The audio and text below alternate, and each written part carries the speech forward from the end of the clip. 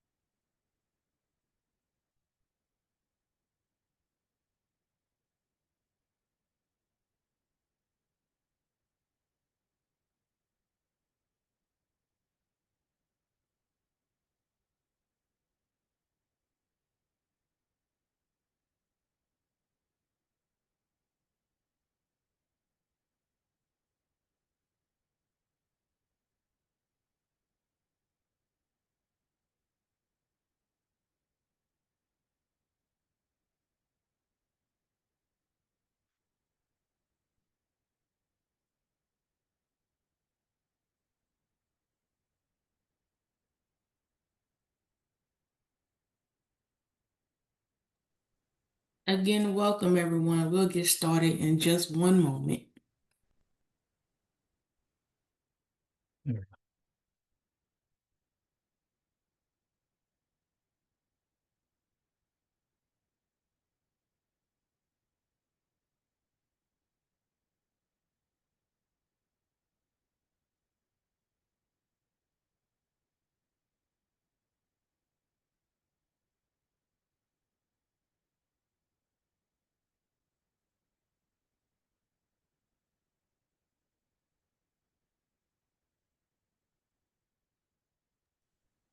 Okay. Good morning, everyone, and welcome to today's webinar being presented to you by the Louisiana Campaign for Tobacco-Free Living.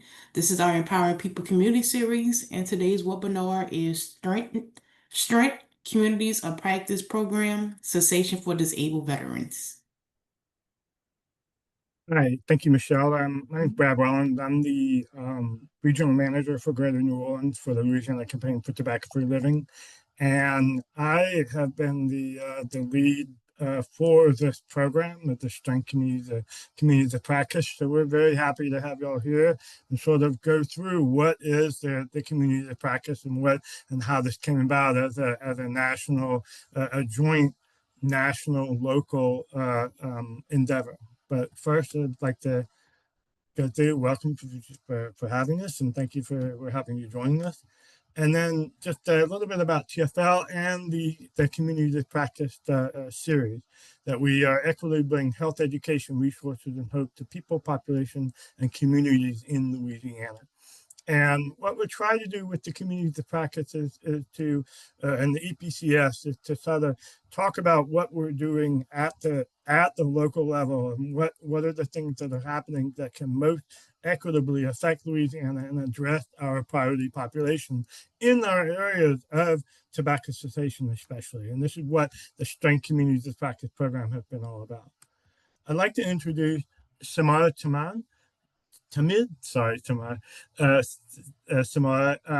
to talk about the Strength Communities of Practice, and she's a member of the National Behavioral Health Network. And without further ado, I'll just turn it over to her, and we'll go from there. Thank you. Good morning, everybody. Just before I start, I just want to say a huge thank you to the Louisiana Public Health Institute and Tobacco-Free Living team for giving us the opportunity to join today and just have this discussion. As Brad mentioned, my name is Samara Tamid, and I have the pleasure of serving as a Senior Project Manager of Practice Improvement at the National Council for Mental Wellbeing. I know it's a mouthful. Wait till you hear our network's name. It's really a home of the National Behavioral Health Network for Tobacco and Cancer Control. So, like I said, it's a mouthful, so I'll be shortening it as NBHN. Whenever I say NBHN, I'm referring to my network. So by way of introduction, I've been working in the mental health field for the past almost 9 years, starting my career in New York City, really working on addressing mental health disparities and access gaps. And for the past 6 years, I've had the pleasure of working in the tobacco control and recovery world, addressing tobacco and cancer-related disparities for individuals with mental health and substance use disorders, their caregivers, and the systems they operate in.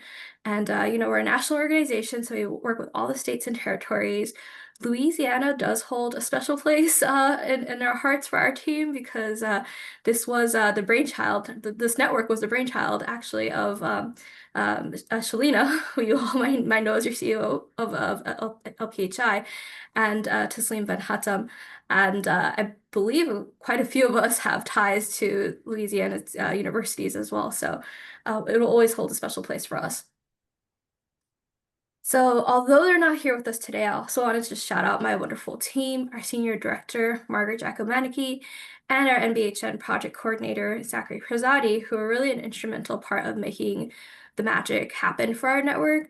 And I don't have him listed here, but Alex Hurst was our director for NBHN for the past 2 years as well. And he actually started off his career at LPHI. Like I mentioned, those ties just keep on coming. So, yeah, full circle moment for us for sure. I also just want to share a note with you all on language and terminology. So each of us has a role to play when it comes to using non-stigmatizing language and really creating an inclusive culture. A strong part of health equity and the mission of tobacco-free living in Louisiana as well. So you may be hearing some terms today, and I just wanted to elaborate them so we all have a shared understanding. So the first term that we usually use is mental well-being, which we're defining as thriving regardless of a mental health or substance use challenge including mental illnesses, substance use disorders, addictions, or dependence. You might hear me use them interchangeably. Next is commercial tobacco use, which is the use of commercial tobacco and nicotine products, including electronic nicotine devices, also known as ENDs.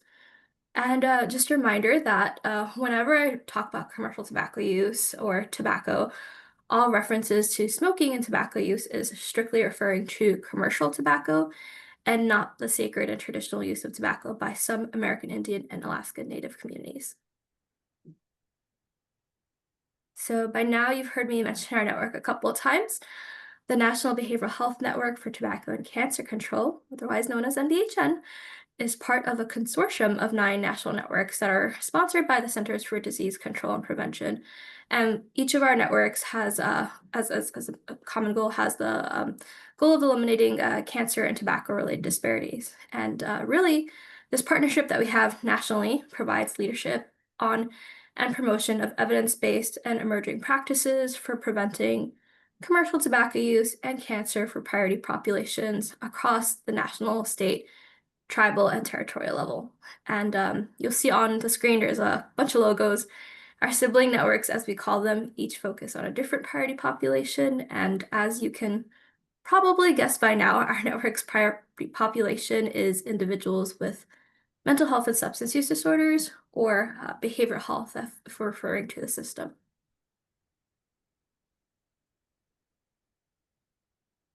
So today I'm here to talk to you about one of the great practice change initiatives and models that we use at our network, which is the community of practice model. But before I jump into how we use this model for our network, I just want to familiarize folks on the line with, what exactly a community of practice or COP is, as they're often referred to as.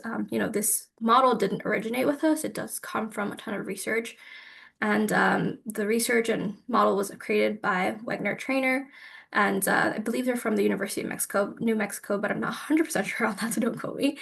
But the simple definition of that is of what a community practice is a group of people who share a concern, a set of problems, or a passion about a topic, and who deepen their knowledge and expertise in this area by interacting on an ongoing basis. So Wenger identified like these 3 core characteristics that really make up what a COP is and like its essence. And the first is the domain, which is like the shared interest or knowledge that gives the community its identity. And the members of the community are really committed to this domain and the competence, their competence in like various aspects of this domain are what gives meaning to their participation. So it's this idea kind of similar to like Project Echo models, like this idea of teach and learn all, like, where the knowledge is really in the room. The second part is the actual community, which is the group of people that are really engaging in these joint activities, discussions, and are really there to help each other and build relationships with each other as well. So not only is this like a professional network, it's really personal in a lot of ways because folks are usually vested in in the domain, whatever the shared goal is. And while folks might have, professional expertise in it, not necessarily. A lot of them do have like community ties. They might be people with like lived experience and living experience, or they might be caregivers if we're talking about healthcare in particular. And lastly, the practice. So the members of the COP, we often refer to them as teams or team members, but they're also in the model known as practitioners. So they really develop a shared repertoire of resources, experiences, stories, and tools to really address, whatever problem or goal that they have, or in short, their shared practice. So again, a community practice is not just a network or necessarily even a group for similar professionals or providers, but specifically a group that forms around shared learning and practice where members interact regularly to improve their knowledge and skills in whatever the particular domain is. And you might have heard the term COP's community practice. If you haven't, sometimes folks use the term learning intensive, learning network, peer learning group, or practice network. And, depending on who's facilitating, they're not always exactly equivalent to the COP model, although a lot of those learning frameworks do use similar concepts to a COP. But what makes a COP different is that there is an emphasis on long-term engagement.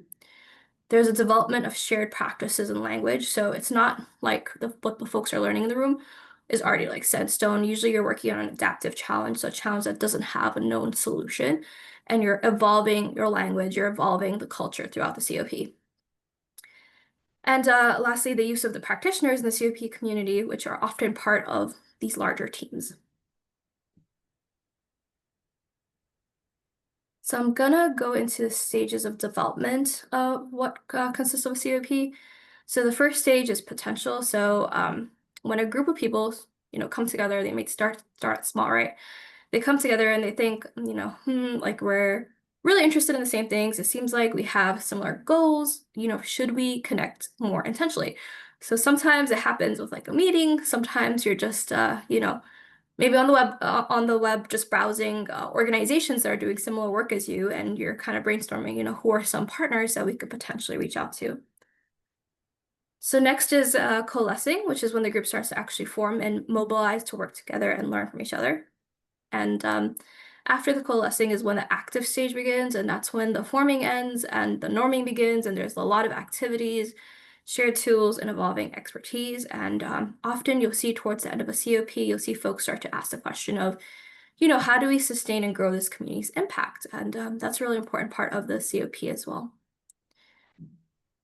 Oftentimes the COP disperses, so like we call this the COP wrap up, which is when our COP officially closes. But there's usually an avenue where folks get to stay connected with each other or continue support.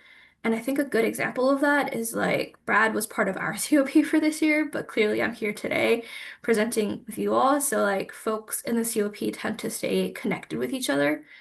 And oftentimes, when we get to the memorable stage, it's when the community is no longer, the central identity of the team or person, but there's an effort to just continue archiving the model using the lessons learned and really capture community impact.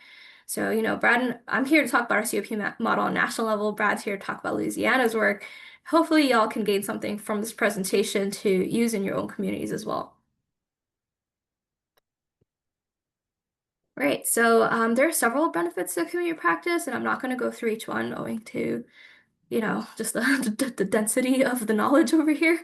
But again, if you have any questions, feel free to drop them in the chat box. But this table really summarizes the benefits and the impact of each part of a COP. And what you can see from this table is that the COP offers really significant value by fostering peer learning, building domain-specific expertise, and promoting innovation through real-time problem solving.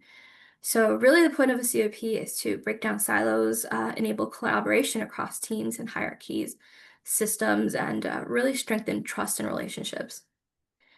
The other thing that COP does is like it also creates lasting resources by capturing both tacit and explicit knowledge, making it accessible organization-wide. So the impact is both tangible through measurable results and intangible, meaning the outcome of your COP work could be enhanced engagement or like strategic alignment to a system. So ultimately, COPs turn everyday experiences into shared assets that really support continuous growth and organizational success, even if the participation of a COP is only a few members org-wide. And so you can imagine this is particularly helpful for behavioral health clinics. Especially if you're in a clinic or your hospital system, providers, they don't really have a lot of time to give when it comes to professional development and like TA outside of the roles that they play with their patients. So it's actually a really great model for folks that are, have multiple hats, are also on clinic duty, and but want to be able to help their organization on a wider level. So at our network, we've been using the COP model specifically to address tobacco-related disparities and enhance tobacco cessation and recovery. And the great thing is that there have been several states who have adapted our framework for their local communities. I know I've been working with the state of Florida for like the past 4 years. They have a community practice they do every year with the University of Florida, specifically for their tobacco treatment specialists. And there's also a growing evidence base for the COP model for tobacco cessation, and specifically a 2014 study showed that evidence and the use of COPs builds positive impact for clinicians, healthcare systems, and communities, really is an effective method of disseminating evidence-based education to health professionals, especially if they have limited time, and the ability to really tailor tobacco cessation activities to specific populations, which, as you all know from the latest Surgeon General's report, is becoming more and more important. So while the Wegner-Trainor model offers the foundation for the COP, often COP facilitators will have like their own unique twist and approach to implementing the COP model. And at NBHN, we have our own twist as well that we've kind of perfected over the years. And there are several elements of our COP that really elevates participation for our members and our practitioners as well. So our COP is built around a blend of activities. Some of them are more structured, some of them are flexible, but all of them support continuous learning and collaboration. So often our COP begins with a kickoff event. This is really to establish shared goals and relationships. We also have a wrap-up event to reflect on progress and plan next steps. Then we have ongoing engagement, which is supported through action planning, peer and coaching calls, and online forums, which are really all designed to foster collaboration, share resources, and provide like personalized support for teams implementing practice. Particularly, our coaching calls are just for the individual teams themselves, but our peer exchange calls are for like the entire community. So we have monthly peer exchange calls on different topics, but then we have coaching calls with the individual teams to talk about, is this topic helpful to you? Did you use it? Is there anything else that you have of concern that we can support with? And typically this is happening in the span of 6 months, and what really distinguishes our COP and aligns it with the original model and makes it something different from, let's say, like a Project Echo model is the creation of the action plan. So the action plan is a structured tool that's used within the community practice to help members really translate learning into meaningful, achievable steps in their specific context. And it's usually created at the beginning of a COP and guides individuals or teams to have clear goals, define roles, and really have some accountability for what they've learned and how they're implementing it. And for us specifically, a key feature of the action plan is using SMART goals, which stands for specific, which clearly defines what you're achieving. Measurable, which is something that can be tracked, so we can measure progress and success. Achievable, especially now, keeping it realistic. We usually tell folks, 2 to 3 goals max. Relevant, so it's relevant to your team, it's relevant to your organization, and lastly, it's time bound too. So with 6 months, you can imagine the time bound part is super important. And so basically this action plan development occurs right at the start of the COP. And what sets COP apart from other models is that the team members are simultaneously implementing their action plan as they are also learning over the course of several months. So it's like some models have it where you learn a topic and then the next step is you take what you learn and you implement it. But for the COP model specifically, you're learning and you're applying it in real time to your action plan and the goals that you've set out to do. So on screen, you'll see MBHN's COP timeline and process. We usually start off with an orientation before our kickoff, which is where some of that, hey, you look like you're interested in the same goals as us. Do you want to learn more happens? And we have a kickoff that provides several foundation sessions on the topics that we're coalescing on. We have the action planning that occurs over 2 days. Sometimes these events are virtual, sometimes not.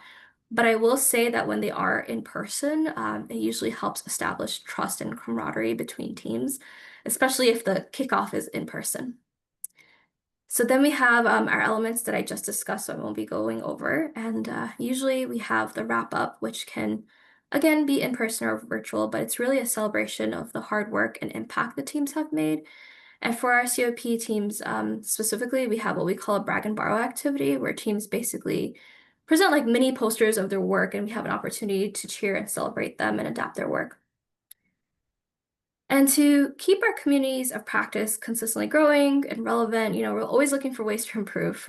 So we do regular check-ins, quick surveys, forum chats. We also stay flexible and update activities.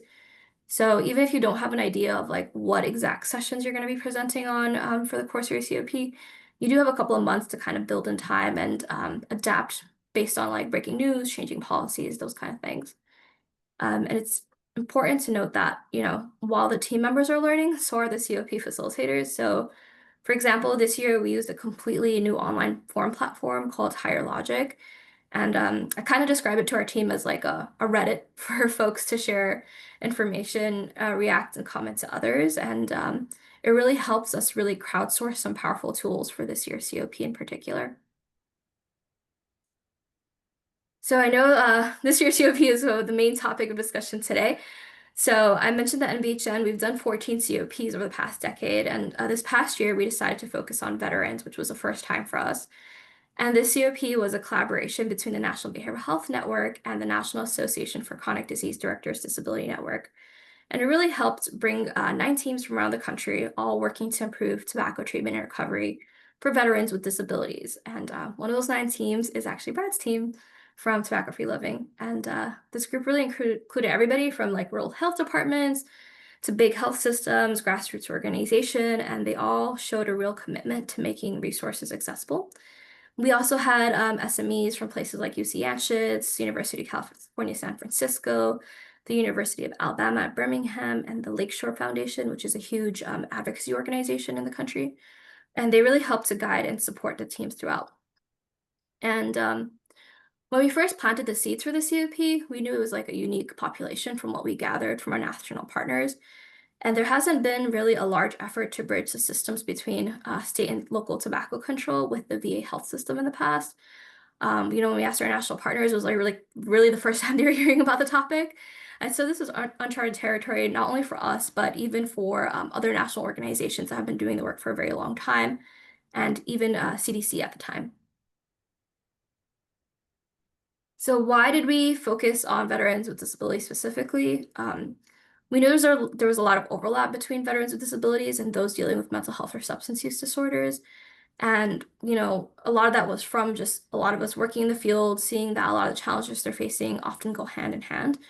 And many vets with like physical injuries or other disabilities and limitations also struggle with things like PTSD or addiction, which really makes their needs more complicated. And then when you mix in things like chronic pain, needing special equipment with issues like stigma or not wanting to admit that there is a challenge, so even some folks won't identify as having a disability or having a mental health or substance use disorder. That mix of challenges really makes it harder for this particular population to get help. So we've also heard from many vets during this past year's COP about things like trust in military culture and how it often plays a part for them on seeking help and really enrolling in services. So that's why it's really important for public health services to fit these overlapping needs and think about, the whole person and the situation they're in. And that's really where people like yourselves, public health and community providers really play a crucial role, by creating accessible, inclusive programs and spaces where veterans feel understood, supported, and empowered to take charge of health. So before we even dove into data, we knew from hearing about lived and living experiences that what we've observed in our respective health careers that there's definitely an overlap between these populations and the intersection between them, the risk of using commercial tobacco use. And so the data, when we looked at it, was nothing surprising, and it really confirmed our hunch, which was, about 30 out of every 100 veterans have some kind of mental health, or some kind of injury or disability from their service, and many U.S. veterans also struggle with mental health problems and substance use, and they use those substances like tobacco to cope. And that number is actually even higher for the amount of veterans diagnosed with mental health problems or substance use disorders. It's estimated to be somewhere between 37 to 50%, and there's a lot of great research depending on like cohorts of vets as well. So like depending on what war they were engaged in, and you'll see like those numbers shift between the Afghanistan war and like the Vietnam War, for example, and sometimes it's like a generational factors as well. So we also knew more U.S. vets smoke cigarettes compared to those who aren't in the military, and studies showed that 3 out of every 10 vets use commercial tobacco use. And when we zoomed in on this data, what we saw is that there are disparities within disparities, and that people that have a substance use disorder or a severe mental illness, such as schizophrenia or bipolar disorder, had even a higher risk of using commercial tobacco products. They had, ultimately, they're more impacted by death and disability as a result of these products as well. So when we talk about tobacco treatment and recovery for veterans with disability, we know we're not just talking about quitting nicotine here. We're talking about supporting their whole health and well-being. And a lot of veterans who use tobacco, to manage things like stress, chronic pain, or trauma are also dealing with, physical limitations. They also may be dealing with mental health challenges. So, really when we talk about comprehensive care for veterans with disabilities, we're talking about support that goes just beyond handing somebody like a nicotine patch and expecting them to take an attempt. So, for example, one veteran might be using tobacco to manage PTSD. So, in addition to their tobacco treatment, they may also need regular therapy sessions or like peer support or ways to manage their stress. You might have, another veteran dealing with mobility issues and chronic pain, which, they may benefit from like accessibility fitness programs, adaptive equipment, or pain management in their quit plan as well. So in both of these cases, you're thinking about the personalization of your care, and really how to make that person feel like they're connected to the system, that they can trust you, and we're focusing again on whole person, not just their tobacco use.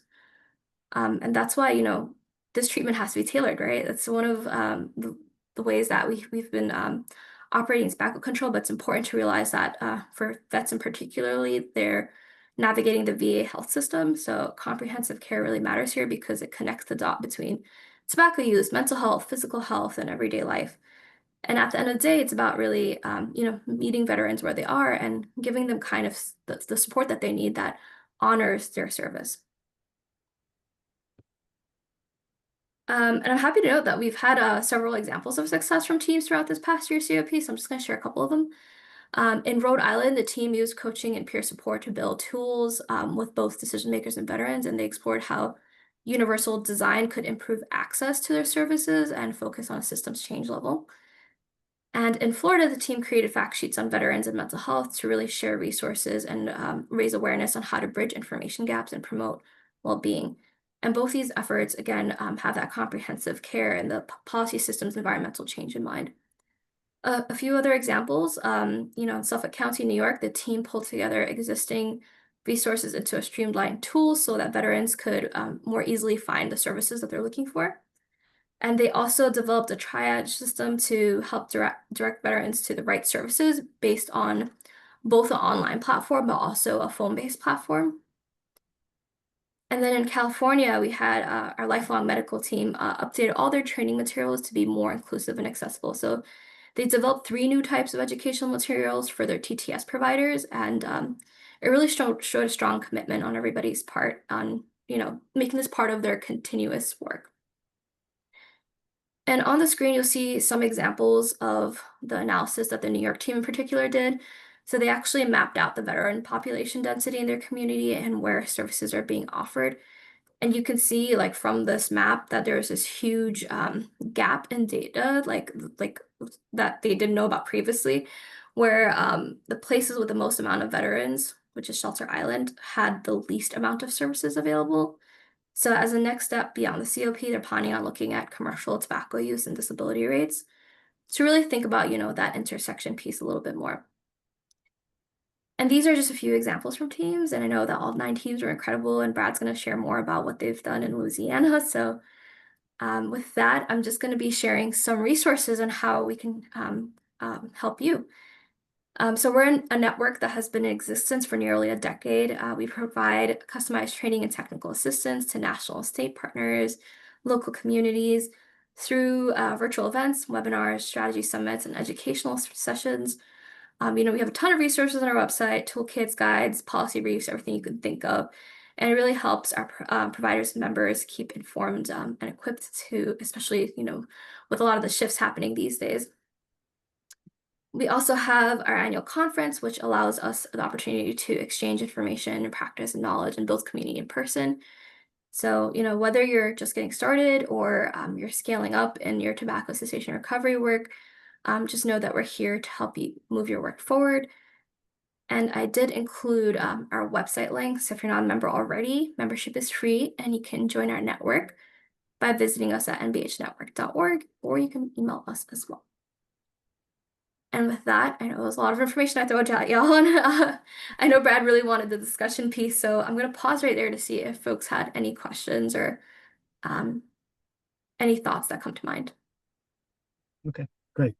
Thank you, Samara, and we'll see if we get any questions that pop up in the chat, or if, in the Q&A. I don't have anything here so far, so I'll let y'all think about that a little bit. But I had a couple of questions that came up, both from working with you and then also working on our piece of this, the Louisiana portion of it. But first thing is, what was the thing that when you were developing community packets, it seems like that y'all went through the data and tried to figure out what were the priority populations that had not been addressed in terms of tobacco use and tobacco cessation. So what was it about the disabled veteran population that really kind of jumped out? I saw the statistics, yes, and we're going to be relaying some in Louisiana. But what really kind of grabbed your attention to say, okay, this is something we need to do?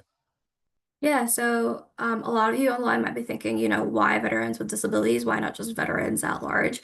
One of the things we realized from the U.S. Surgeon General's report is it's really important to think about the intersecting identities that folks have and how that impacts their tobacco use, right? Like we're all 3D folks, right? Like we all have multiple identities. We're not just, vets. We're also vets of a certain age, a generation. We're also woman or men or whatever your gender is or whatever your sexual orientation is.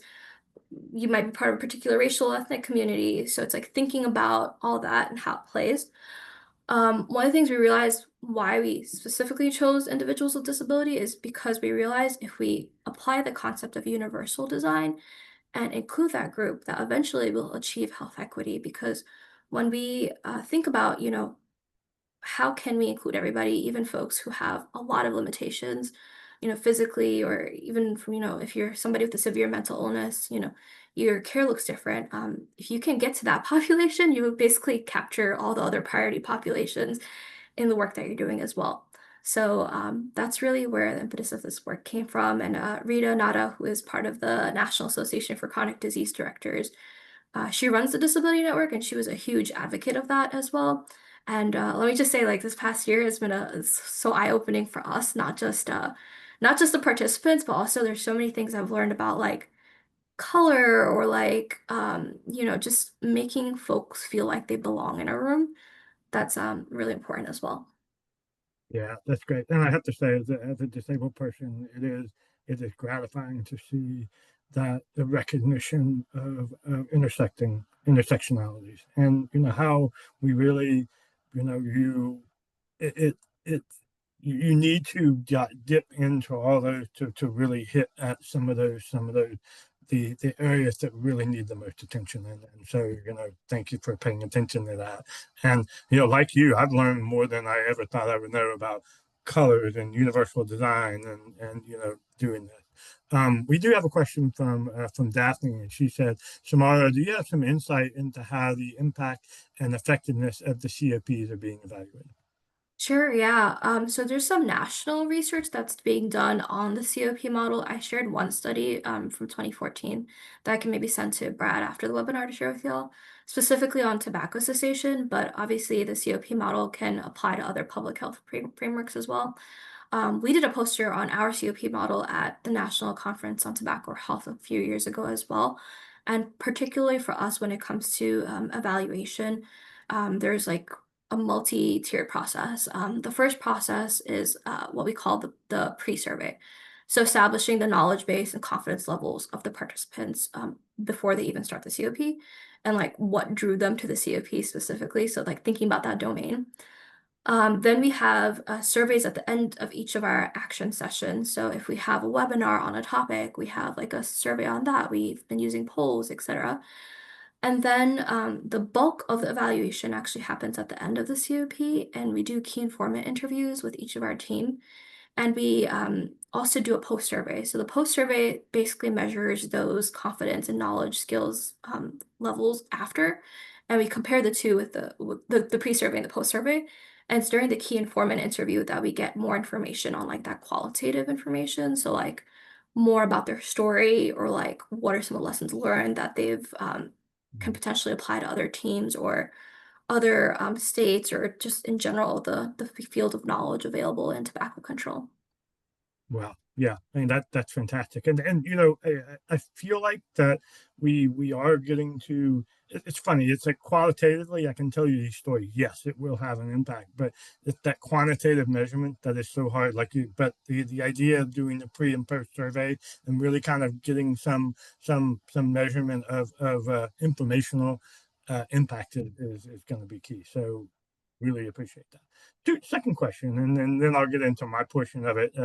As my second question for you is looking at all the different. I think we have what 9 states, 10 states that participated in this, um, and including Louisiana.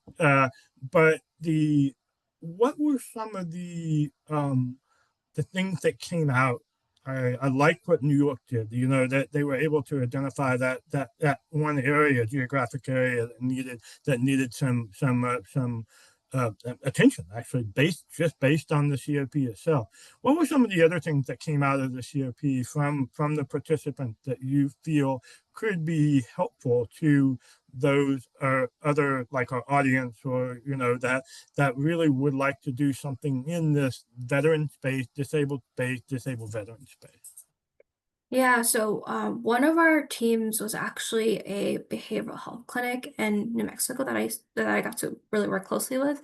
They're called Tender Love Community, and what I liked about them was like not only were they a clinic, but they also provided, social services and Mhm. other community services for their clients. And one of the things that we discussed actually during their team was like how important it is to not just talk about treatment and like what tobacco cessation treatment looks like for this group, but also think about, the larger implications of healing. So like healing doesn't just include, giving somebody a nicotine patch like I mentioned, or even like therapy, but they were emphasizing how, for especially veterans with disabilities, you are helping them heal from their trauma.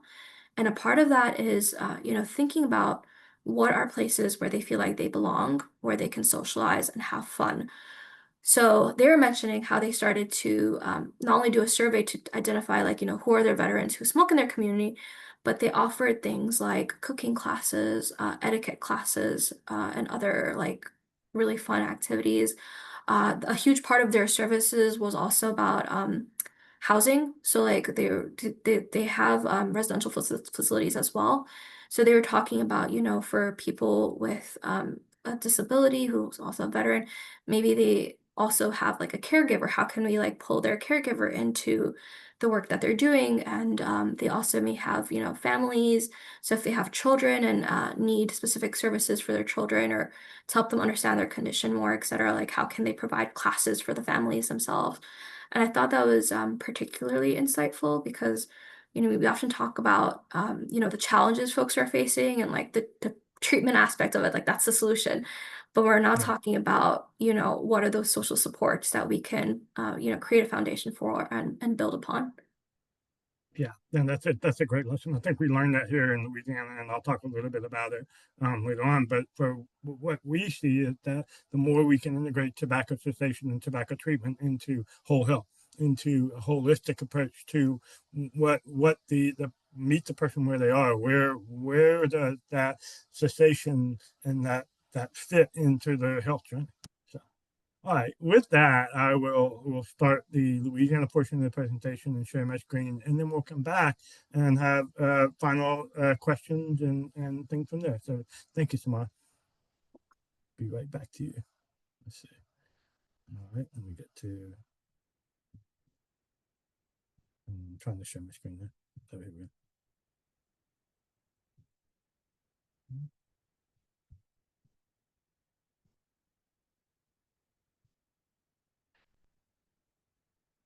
Okay, wanted to start with introducing the Louisiana team of the Strength COP program that Samara was talking about. And the Louisiana team consisted of myself, Mitzi LaSalle, who is the regional manager for Central Louisiana, Alexandria, Louisiana, and then Jason March, who is a counselor and program manager for the Vet Center in Alexandria, Louisiana.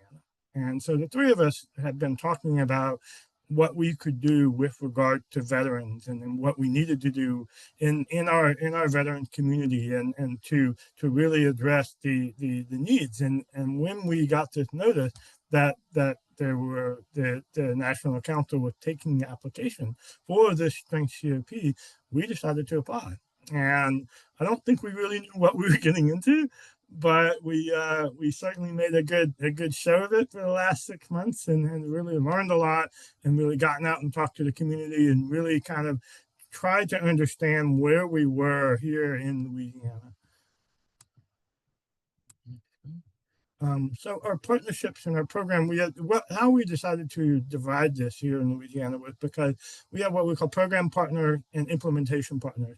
And our program partners were basically how we could define what we wanted the program to be going forward. Because we knew at the beginning that we were going to focus on veterans and we were going to focus on disabilities and to obviously focus on the disabled veteran population. We viewed this as the beginning of something and not just a 6 month thing and then we're done. So this is something that we viewed as a long-term program and a long-term effort to kind of build it up from the grassroots. So how we identified that was around partnerships. And our program partners ended up being us at LPHI and the Campaign for Tobacco-Free Living and Jason with the Vet Center. And what we mean by that is we're the people who are actively involved. And we talked to other partners and asked them if they wanted to be involved at the beginning or if they would rather be more like, okay, you sit down and say what's needed here in Louisiana and how can we help you implement this once we get it up and going. And so this is why we got into implementation partners, which are the Louisiana Quitline Tobacco Cessation Program in Wellhead, Louisiana, the Legion of Mars, a veteran Mardi Gras crew, Bastion, Community of Resilience here in New Orleans, and the Louisiana Commission for the Deaf have all signed on to help us disseminate and spread the information about the program and information and education and toolkit for disabled veterans. And so the reason that we kind of chose these partners is A, they were partners that we've worked with before in our veterans work, but B, that they also reflect an attempt to go beyond the scope of the veterans work right now, which in Louisiana primarily centered around the VA and the VA health system. One here in New Orleans and one in Alexandria tend to be the two sort of centers where veterans health, and as a result, because of a lot of the veterans healthcare provided through the VA and the vet centers and the clinics, that the cessation work tends to be provided that way too. Well, that doesn't cover everything. That's what we kind of suspected that. But to get that, we had to do basically an assessment of gaps and barriers to cessation treatment. And there was an assessment of cessation treatment for veterans here in Louisiana and saying, okay, so what are the gaps? What are the barriers out there? And what we did was we went to all the veteran groups and that we talked to the veterans and talked to the disability groups as to, do you know how many veterans you have?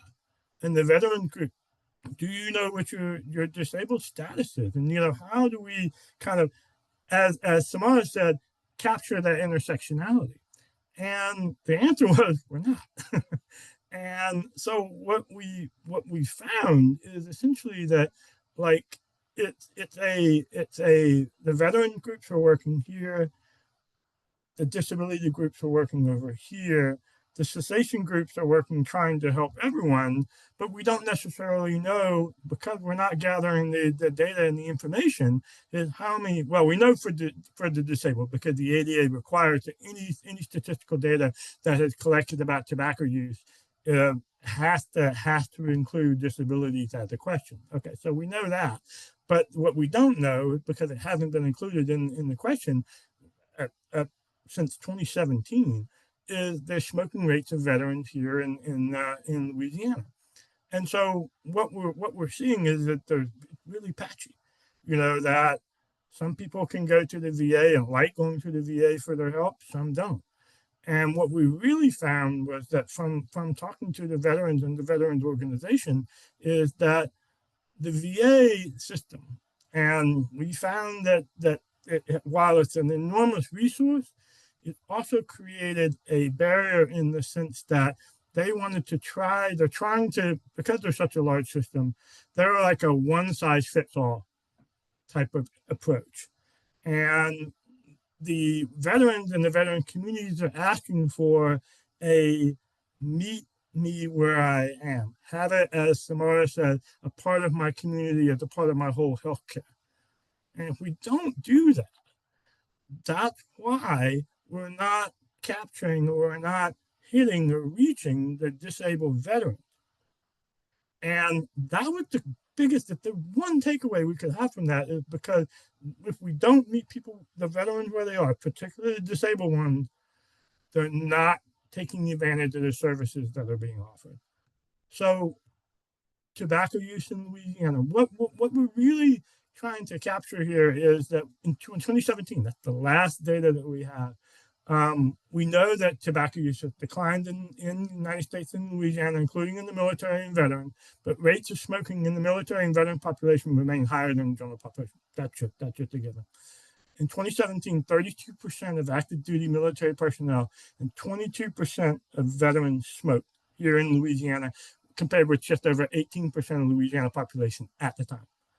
The HRBS in 2017 estimated that 37.8% of the service members used tobacco in some form, and is rated higher than the general estimated population tobacco use. And then more than a third, and this is going back to really understanding the population that you're talking about, more than a third of current smokers in active duty military initiate smoking after enlistment. This is the effect that, if you don't know it, the effect of military culture on tobacco use. So we were like, okay, so we have the gap. Where is some capacity that could fill in? We understand that the Louisiana quitline has capacity.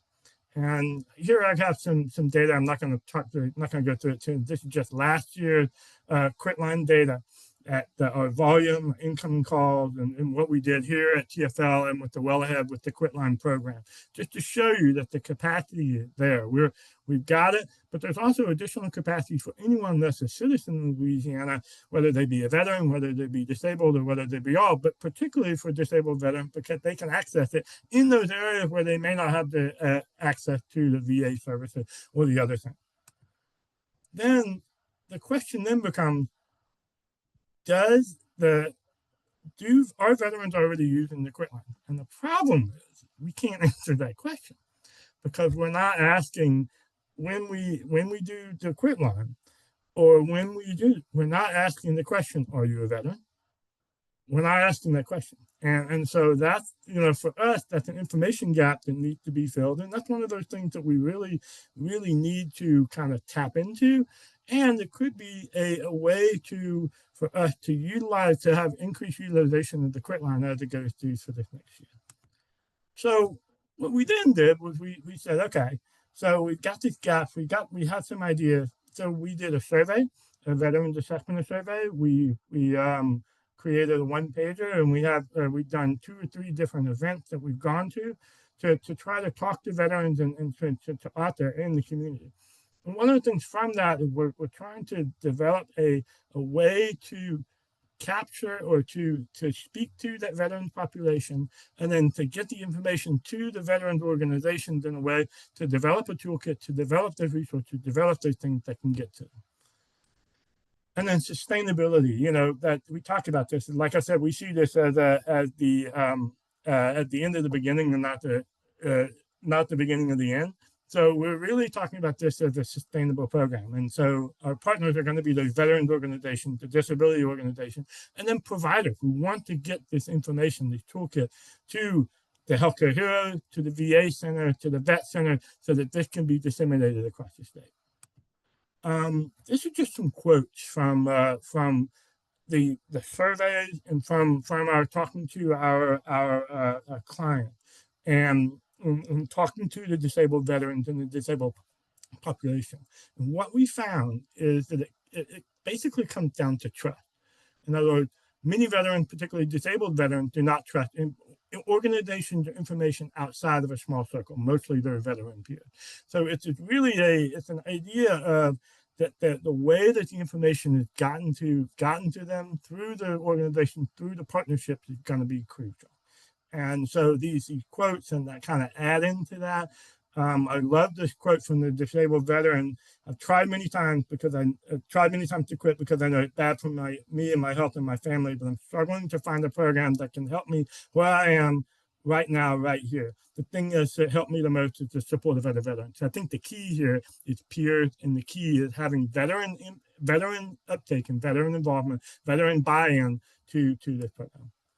So I'm just gonna flash through these. These are gonna be resources I put up, but these are some of the resources offered by the VA, and then other support services, and then some additional resources with CDC and TIP. And then this is the smoke-free vet program. And this is the thing, is like some people can access this, and some people do a very good job of accessing this, and you can build your own sort of plan. So if you're independently driven, this is a very, very good resource. Problem is, a lot of people don't know about it, or don't have access to it, or need information about how to get there. And then, so this is smoke-free vets. This is an overview of it. I'll just get right past that. My bad. And then here's the Stay Quit Coach in the mobile phone app. I'm going to stop right there. And just to address the questions, I see a couple of questions in the chat, and we'll take questions and go from there. Thank you. Oh, by the way, I'd also like to give a big thanks to Mitsu, LaSalle, and Jason for being team members, and also to see if Mitzi, would you like to say anything, or since I think you're online, that you couldn't join us for the presentation. Jason was not able to join us for the presentation as well, but they have been a tremendous resource and tremendous partners in terms of getting this implemented and getting this done. Okay. I have a request for the slides. Yes, I'll be glad to email the slides, and we're going to post the slides in what we call a resource page to everyone. It'll be posted on our website, as well as the link will be sent via the email. All right. And then, okay. Shamara, from that, did you have any questions or comments that you want to kind of relay to our audience here about the strength COP, what you've seen here, or just the COP general, what the National Council for Mental Wellbeing and the National NHBN is doing for cessation and other types of programs? Yeah, one of the great things to come out of the COP is, like I mentioned, we learned so much about what accessibility means, what inclusion means, especially for individuals with disabilities. And we never, like, we had always had transcription services for like our webinars and TTA. One of the things we realized was like there's a difference between turning a Zoom transcription on versus having an actual card captioner. So we're planning on actually having card captioning for the first time ever moving forward.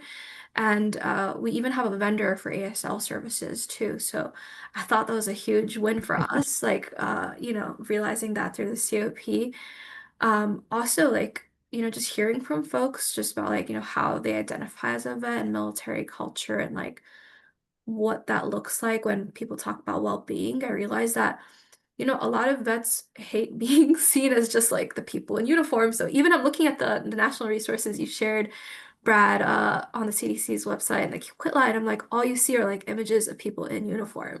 And one of the things I learned was like hearing from a lot of these vets is like they're like, we wear plain clothes too, and we don't all look like we're carrying Yeah. guns around and stuff. And I'm just like, oh, okay, like that's some really great feedback because that's honestly like when you see public health campaigns, that's a lot of what you see when you see veterans related outreach, right? Right. So they had to like remind us like we're normal folks. We also go to bowling games. We also, things like that. And I think that was one of the surprising things for us is like when folks started asking the question of like where do you find veterans who smoke and like how to reach them, it wasn't like, oh, well, you'll find them at this clinic, at this corner, in this community. It was like, well, they have a monthly book club that you can go to at your local community, or here's a marathon event happening in the state, etc. So I thought that was like, really important is like emphasizing the humanity and individuality of people and again realizing that it's not just about treatment, it's about going back to that social community. And it's not about health and healthcare either. It's about, well-being. Yeah, and there's actually a question in the chat for you, Samara. But also, I wanted to kind of ask if there any organization do you think that serve like disabled veterans who want cessation education and resources? Should they reach out to us or reach out to y'all, or are there some organizations that do serve disabled veterans now? Yeah, there's a lot. I actually was surprised to see how many of them exist that we didn't know about before. Mhm. Hold on a second. Let me actually drop one in the chat box. But if you all are planning on reaching, so there's Paralyzed Veterans of America. So I mentioned the bowling games. They actually have like a whole page on like sports and recreation and events happening. You could literally like search up your zip code and it'll tell you like where the nearest events are happening for like particular um, like sports topics, but they also have like classes and webinars and that sort of thing. In terms of like reaching out to folks that have a particular subject matter expertise on tobacco cessation and disabilities, there's no one better that I could recommend than Rita's team at the National Association for Chronic Disease Directors. So they have the disability network that exists, and they're constantly thinking about ways to advocate really for the disability community, and they work very closely with the Lakeshore Foundation. So I'll go ahead and drop the Lakeshore Foundation's website as well. Great, thank you. I appreciate that. And there's also the Disabled American Veteran. They're a Yes, great disabled. organization. We work with them here in Louisiana, and so that we're going to be reaching out to them and really trying to educate them on this. So I think we're right at time. I'm going to turn it back over to Michelle, and we will finish our presentation. Thank you very much, Samara. Thanks, everybody. Well, thank you to our speakers today for joining us, and then thank you to you all for joining us on our webinar today. A few closing out items at the end of this webinar. There will be a survey asking you for your opinions on how this webinar went. We will also send a follow-up email with the recording along with the survey and any resources in the PowerPoint that you may have missed or would like to share or keep for your records. And again, we thank you all for coming to today's webinar. We hope to see you next month, October 9th, for our next webinar. Thank you again. Thank you, everyone. Thank you, Michelle. Thank you, Samara.